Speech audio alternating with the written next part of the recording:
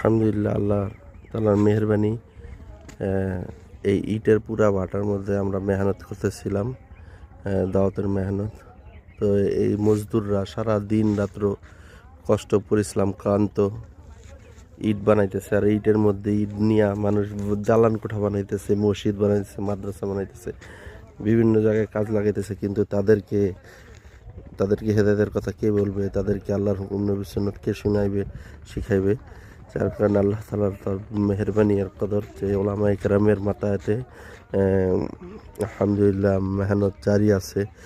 দাওয়াত তাবলীগের মেহনত যেগুলো আমরা আমভাবে শরীয়তপুরে এরকম ইটের ভাটার উপরে আলহামদুলিল্লাহ করতেছে। আমি সব নিজে এরকম তাদের কাছে মেহনত করতেছে। কিছু এরকম হাদিয়া তোহফা নিয়ে মেহনত করাইতেছে। আলহামদুলিল্লাহ, যদি আল্লাহ তাআলার মেহেরবানিতে তারা হেদায়েত পেয়ে যায়, একজনও যদি হয়ে যায় নাজাতের জরিয়া হওয়ার কারণ হবে। আলহামদুলিল্লাহ।